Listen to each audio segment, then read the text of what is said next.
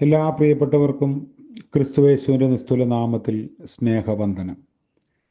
ഇന്നത്തെ നമ്മുടെ ധ്യാനത്തിനായി വിശുദ്ധ യോഹന്നാൻ എഴുതിയ സുവിശേഷം 3-ാം അധ്യായം 29-30 വാക്യങ്ങൾ.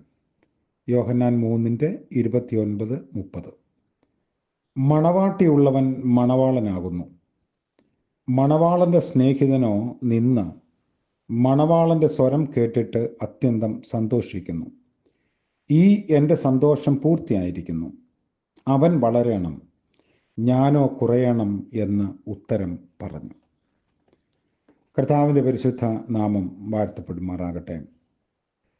ഒരു മാതൃകാ ശുശ്രൂഷകൻ്റെ വാക്കുകളാണ് യോഹന്നാൻ സ്നാപകനിലൂടെ കേൾക്കുന്നത്.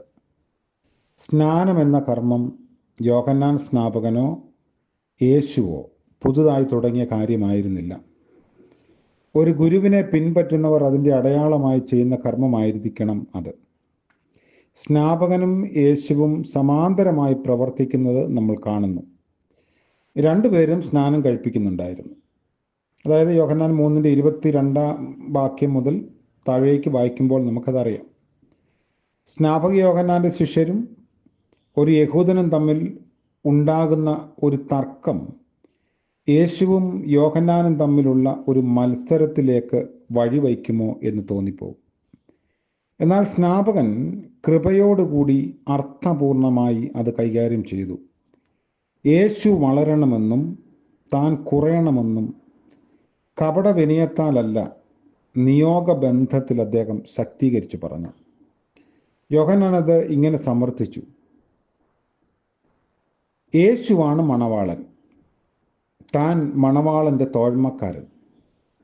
മണവാളൻ മണവാട്ടിയോട് സന്ധിക്കുമ്പോൾ തോഴ്മക്കാരന് സന്തോഷം ഉണ്ടാകേണ്ടതും ഉണ്ടാകുന്നതും ആണ്.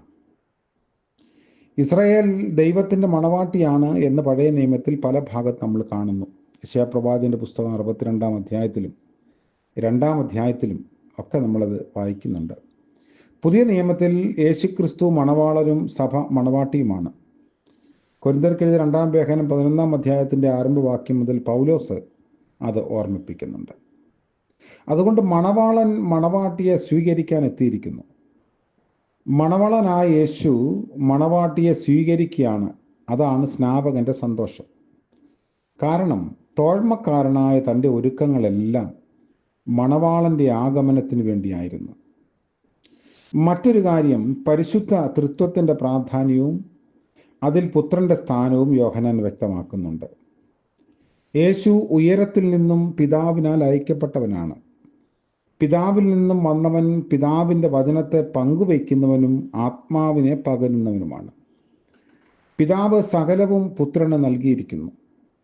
പുത്രനിൽ വിശ്വസിക്കുന്നവർക്ക് നിത്യജീവനുണ്ടാകും. മനുഷ്യ ചരിത്രത്തിൻ്റെ ഭാഗധേയ മാനദണ്ഡം പുത്രനാണ്.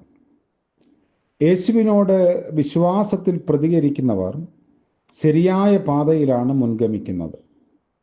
വചനത്തെ സ്വീകരിക്കുന്നതിലൂടെയും പരിശുദ്ധാത്മാവിനെ സ്വാംശീകരിക്കുന്നതിലൂടെയും വിശുദ്ധ ജീവിതം നയിക്കാൻ കഴിയും. ക്രിസ്തു ദൈവപുത്രൻ ആയതുകൊണ്ടാണ് യേശുവിന് തന്നേക്കാൾ ഔന്നത്യമുണ്ടാകുന്നത് എന്ന് യോഹന്നാൻ പ്രഖ്യാപിക്കുന്നു. മൂന്നാമത്തെ ഒരു കാര്യം, യേശുവിനോട് അനുകൂലമായ വിശ്വാസ പ്രതികരണം നടത്താത്തവരും ദൈവത്തിൻ്റെ രക്ഷാപദ്ധതിയോട് പ്രതികരിക്കാത്തവരും ദൈവക്രോധത്തിന് ഇരകളാകും. ദൈവകോപം അഥവാ ക്രോധം എന്ന ആശയത്തെ സ്നേഹവാനായ ദൈവത്തിൽ എങ്ങനെ വിശദീകരിക്കാൻ സാധിക്കും എന്നത് യോഹന്നാൻ എടുത്തു പറയുന്നു. തിന്മയുടെ സ്വാധീനത്തെയും ശക്തിയെയും ദൈവത്തിന് നിസ്സംഗനായി നോക്കി നിൽക്കുന്നതിന് കഴിയില്ല എന്ന് അറിയേണ്ടത് അനിവാര്യമാണ്.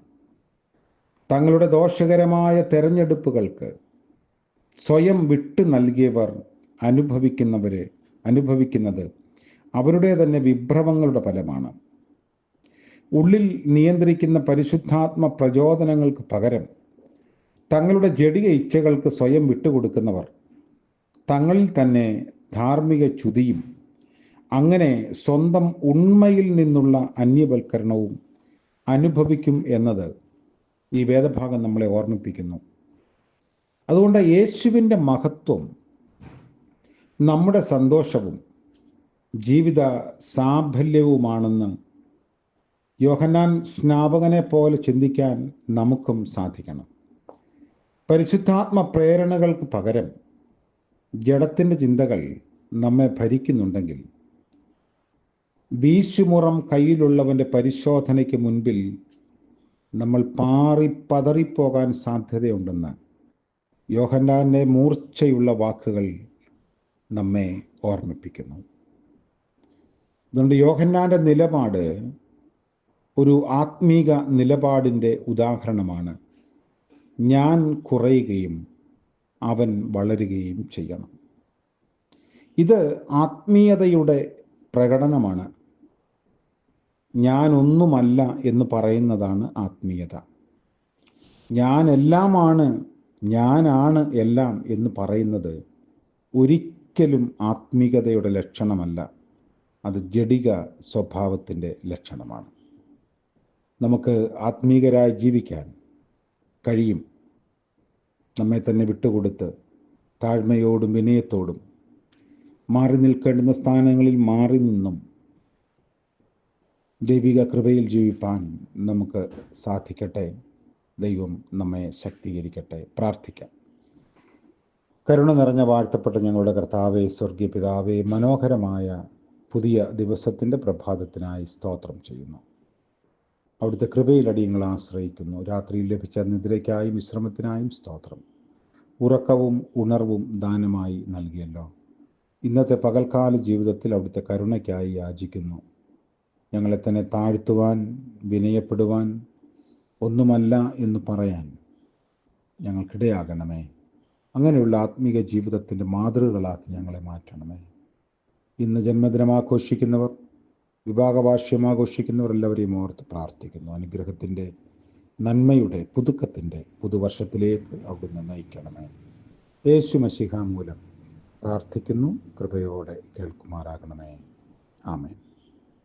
ത്രിയേക ദൈവത്തിൻ്റെ കാവലും അനുഗ്രഹവും നാം ഏവരോടും കൂടെ ഇന്നും എന്നേക്കും ഉണ്ടായിരിക്കുമാറാകട്ടെ. ആമേൻ.